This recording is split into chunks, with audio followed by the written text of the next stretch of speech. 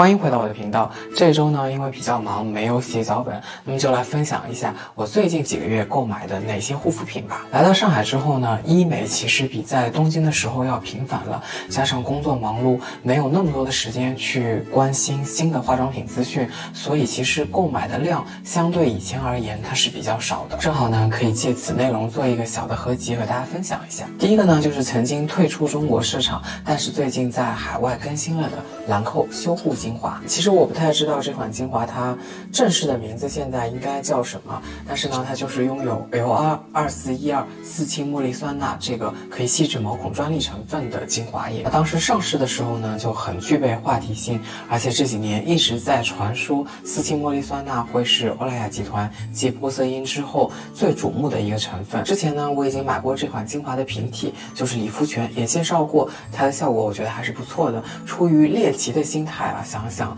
更高端的兰蔻呢，会不会效果更好一点？我看到有博主推荐，就是做黄金微针的时候呢，可以搭配这个精华一起，让你的毛孔效果更加的明显。所以呢，我就购入了一支，找的也是欧洲代购。需要跟大家讲一下，就是它以前呢会把那个专利成分 L22412印在这个瓶身上面，而更新的版本之后呢是没有这个标识的。另外，关于黄金微针呢，其实它是我来上海购入的第一个医美项目，但是到现在我都没有勇气去尝试啊，因为很多的反馈都是说它很疼痛，到时候配合这个精华，有效果的话再来给大家反馈吧。那么说完兰蔻的话，现在来说雅诗兰黛我想要说的是雅诗兰黛非常冷门的一个系列，长这个样子。这个系列呢叫做雅诗兰黛尊宠冰川，我看到网络上有很多人直接叫它冰川线，其实是雅诗兰黛的最顶级线，而且它里面有用到就是冰川生物的这个提取。印象中这个系列应该有10年以上没有更新了吧，而且在中国的官网上好像都不太看得到这个系列。我在日本专柜的时候是有见过，就是它一直是有在售卖的，而且日本的价格相对于我印象中它原本高昂的价格来说还算可以。但实际上这个系列因为比较冷门，常常会流出一些特别好的价格。就比如说这组我如果没有记错的话，应该是4000多的眼霜，眼精华加这个眼霜的组合，我大概是1000多就把它拿下的。当然它的日期肯定不是很好，不过我只要在今年用完就没有问题了。我之前就有用过，它给我的感觉呢，其实就有点像现在的白金，但是呢比白金要更加的细腻，味道呢也很好闻。在当时的话，这种眼精华的设计我觉得是非常的华丽的，但是现在来看呢，它其实有一点点微商的意味啊。基本上用过的人都对它的使用感非常的喜欢，而且它是油皮可以用的贵妇系列。雅诗兰黛的话，高端线我觉得真的是很讨好油皮的，就是不会有任何油腻的感觉。如果你是喜欢雅诗兰黛护肤品的那种质地，你用过海蓝之谜，又用过雅诗兰黛本牌的那个黑松露，你都觉得蛮喜欢的话，其实是可以去寻找这个系列的，真的是蛮不错的。但是好像网上很少去宣传。接下来呢是一个韩国的品牌呢，叫秀雅韩，它里面呢是蛮典型的那种韩国礼盒的设计。其实我购买的是这个精华，然后呢它旁边会有一组赠品。基本上大家现在对韩系的长草程度是比较低的，只是呢我关注的一些成分派博主，他平时是不太会介绍韩国牌子，那么突然他介绍到某一个单品讲得很美好的时候呢，我就很容易心动。秀雅韩呢是刘基旗下的一个品牌，韩国的牌子其实我觉得是蛮有性价比的，特别大的容量，像这个精华的话有60毫升。秀雅韩它也不是那种定位很高端的品牌，所以它整个这一组的话找韩代只有200多块钱，其实我觉得性价比还是很高的。而且它是一个基底精华，我本人比较喜欢基底精华，你可以跟别的产品搭配起来去使用。韩国的品牌啊，就是无论这个牌子贵还是便宜，它的包装其实都还是蛮讲究的，就还蛮漂亮的。这瓶精华呢，其实是一款主打发酵的基底精华，然后从抗炎的方面来针对肌肤的老化问题。刘基的话应该是韩国第2大化妆品集团了，旗下又有很多的专利，加上这个博主推荐这个精华的时候，他说质地非常的清爽。我对精华的要求其实只要满足诉求，然后它的质地是油皮可以接受的，我就会比较容易种草。因为我还没有打开啊，所以希望它用起来的质地是真正比较清爽的。因为网上其实有蛮多博主会在推正官庄的这款红参精华，原来也很有口碑，我买它的时候已经是更新版了。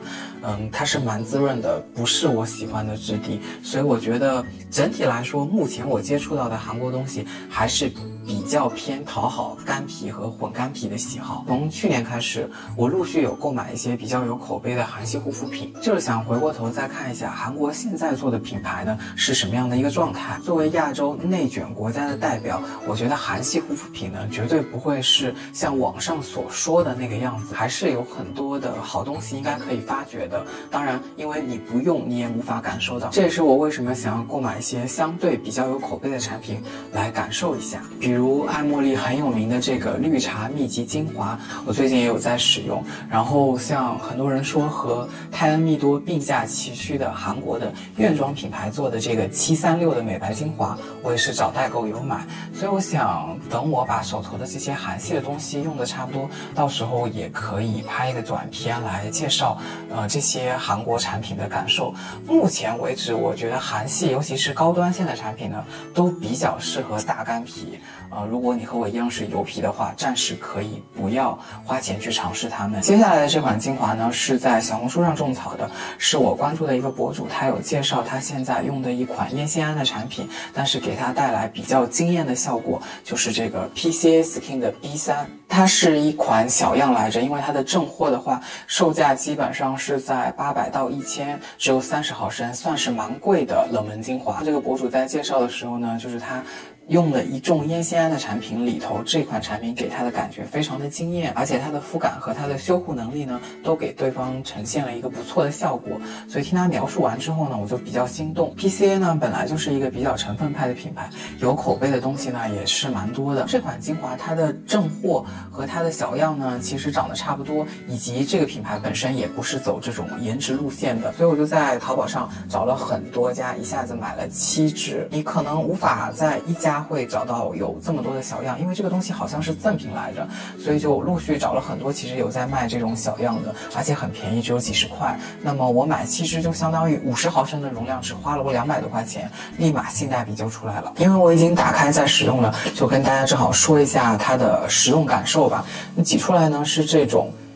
硅状的凝乳质地，它推开呢会有很明显的这种水分感，质地上是非常适合油皮的，就是你在揉抹的那个瞬间，然后它就立刻变成滑滑的那种感觉，没有任何的油腻感。我觉得是夏天最热的时候用都不会有任何的问题。而且我最近也就是刚做完医美，皮肤也是有细微的敏感，正好适合我当下的这个皮肤状态，看看它的修复力呢能不能可以起到和医美相辅相成的作用。接下来呢是一个回购，我之前有购买过这个Revision 的维生素 K 精华，其实它本身就是针对泛红修复以及针对黑眼圈的改善的这么一个精华。然后它的这个质地呢，这瓶已经用完了，是这种黄黄的这种乳液状态，但是呢，它的这个质地非常的水感，而且很薄。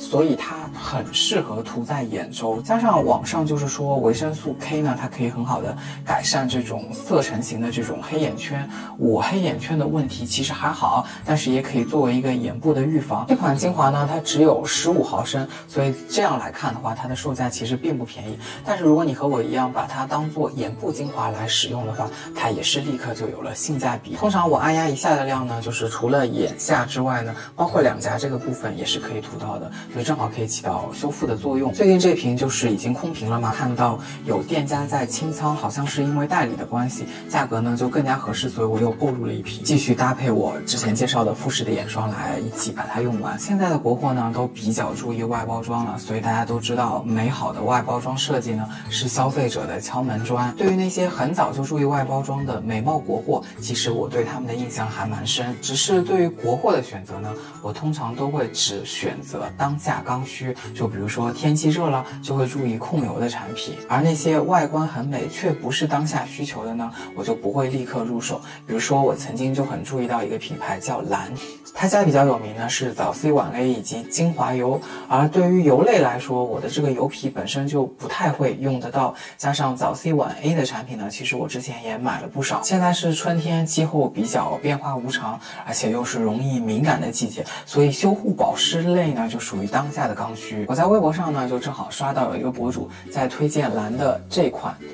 算是胶原保湿型的精华。很有趣的是呢，它是在拼夕夕的官方平台上售卖的。在我注意到的时候呢，其实已经错过了最美好的价格，比如说买50毫升送50毫升，只剩下我买的这组就是买30毫升送30毫升，但是它的价格呢也只有80多人民币，所以还是相当合适的。我原本就对蓝的产品还蛮长草的，现在正好碰上这样的保湿精华有这样的价格，所以我就直接入手了。我不太清楚这款精华是不是因为要升级清货因为我也觉得很便宜，就懒得去它的官网查资料了，所以直接就购入，已经收到了，已经打开在用了。它使用起来呢有一股淡淡的人参味道，但是不是很浓，有点像雪花秀。挤出来呢是这种凝乳的质地，没有强烈的浸润感，但是是非常舒适的乳液，可以把它当成一个大量使用的产品，无论是作为精华还是乳液，毕竟这个价格上我觉得没什么好挑剔的。下面呢是我最近买的一个白菜 Ollibis 的这款无油的卸妆啫喱。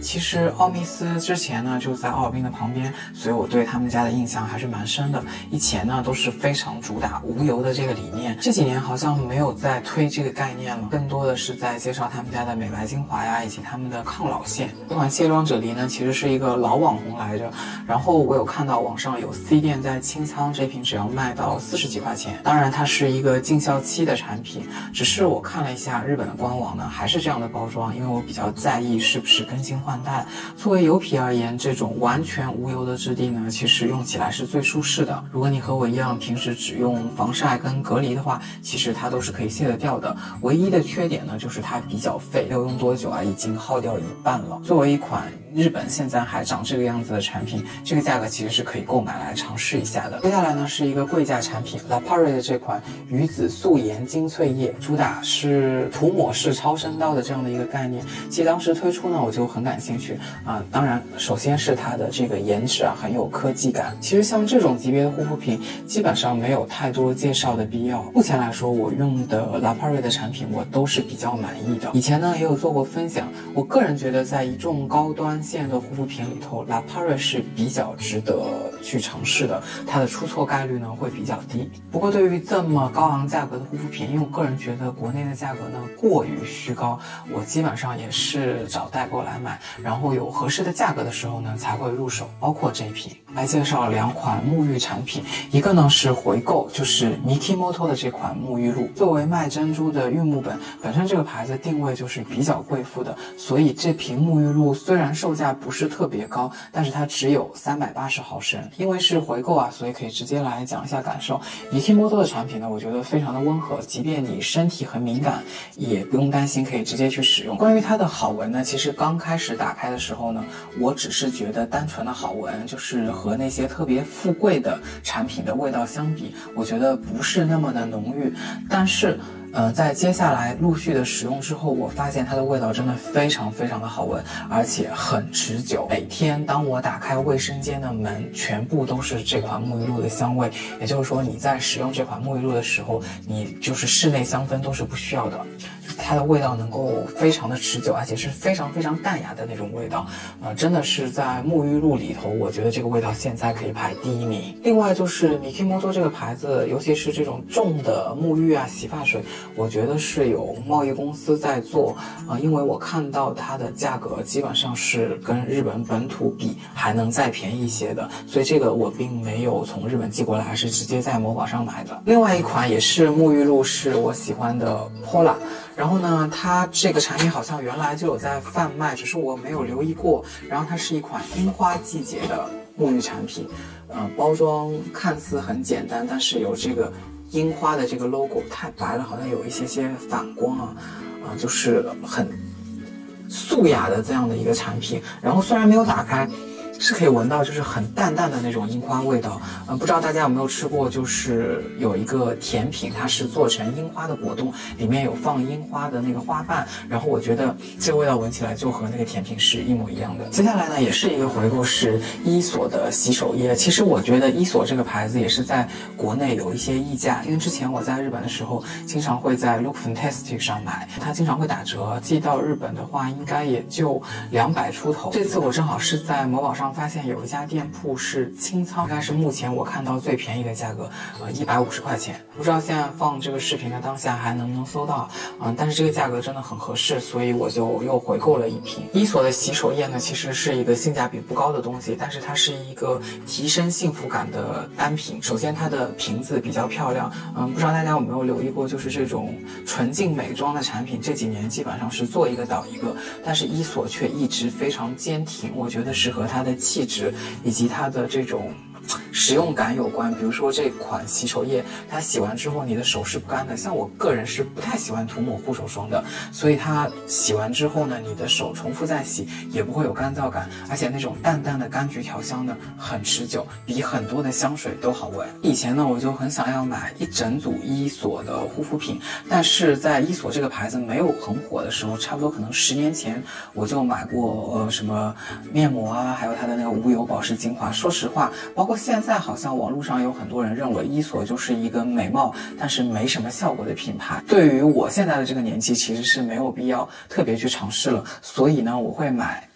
洗手液，就是这种不会试错的产品。然后呢，最近我常买的一个店铺，我有发现它上了不少伊索的产品，价格还是挺合适的。在做了基本的功课之后呢，其实我只购入了2个单品，一个是这个柑橘去瑕面膜，以及这款2重奏调理爽肤水因为我是油皮，加上年后就一直长痘痘，尤其是在同一个位置重复长，所以我现在买的有些产品，如果是有针对痘痘倾向的话，我会选择那样的产品。这款化妆水呢，我现在已经在使用，一个是天气呢就是忽冷忽热白天其实还是气温比较高的，化妆水基本上没有任何的保湿性，就是控油性还蛮强的，也不会有强烈的那种拔干感我觉得使用起来油皮是可以接受的，但是它的味道不太好闻，和洗手液的差别比较大，有点像苦茶味道的那种精油气息，我个人是可以接受的，但是它不算好闻。优点就是它的这个设计虽然是这种小瓶口，但它倒出来的水其实是不太会大肆的掉落的，你看就是它会比较稳定，所以这样的一款产品它的使用起来还是很便捷的。一直很想要买他们家的那个化妆水，因为是玻璃瓶的，我就觉得即便用完了放在那边还挺有质感的，因为伊索的东西就是随便往角落一放，就会拍出来就是非常 ins 风的感觉。这款柑橘面膜呢，它的这个质地这样的泥就是那种非常柔软湿润的泥，其实它刚上脸的时候呢，和科颜氏的白泥很像，区别就是科颜氏一直以来都不会特别的紧绷，但是这款是很容易就干掉，然后会越来越崩，然后并且在你的毛孔处会看到一个个的点点，好像就是把油吸出来一样。他们家不是有一款樱草的清洁面膜比较出名吗？所以好像这款面膜更加针对的是改善痘痘问题。以专柜比较温和的那些产品来说，它的去油力算是比较强。下面一个品牌呢是一个室内香薰，不知道这个英文怎么念，它的中文应该是叫安诺。其实这个品牌呢不是第一次购买，之前我在直播间呢就购买过这个桂花香薰，我觉得虽然它是比较浓烈的味道，但是非常的还原，而且作为就是放在客厅里面，你一打开门其实就能闻到很浓郁的桂花香，放了有3个月了吧，其实还是蛮耐用的，还剩那么一点点现在的味道已经变得很淡，但是还是可以闻得到。然后正好之前同样的直播间又开始购买这个牌子，这次除了就是买大之外呢，还送一个小的，长这个样子。可能在之前大家购买室内香薰一定会选外国的品牌他们的售价也比较高基本上我觉得都是好几百起跳。那现在就是100多就能在直播间买到这样的品牌，无论是它的包装还是它里面的外观，其实我觉得都不输大牌。香味呢，我觉得作为室内香薰而言是可以的。比如说这个东西是要放在卧室的，那么它的味道，它的这个浓淡度一定要掌握好。那我觉得这方面国货可能还差一把火候，但是如果只是大厅里面或者不太去的房间，我觉得这样的室内香薰做的还是很不错的。今天最后一个产品呢，是我前几天刚买的贝玲妃的这款定型眉胶。之前呢，我一直都是用资生堂的这款定型眉胶，就是它的这个产品呢，真的我觉得非常非常的好用，也非常非常的自然。它是一个复合性产品嘛，所以很快这个部分呢就会用完。而它的这个眉笔其实我没怎么用，因为作为男生而言，我更加倾向于用尺寸袖，所以资生堂的这款产品呢，我只是使用它眉梳的这个部分。眉笔我其实是没有怎么用的，那很快就用完了，所以我在网上寻找了一下，就是有贝玲妃有出类似这样的一个产品，它的这个梳头做的比较好，它是透明的，然后有点像透明睫毛膏的那种刷头。今天呢就是用这个产品，它有7毫升，我觉得可以相对来说用的可能会久一些。好，以上就是今天全部的分享内容了。如果你喜欢我的视频呢，就请点赞并继续关注，感谢您的收看。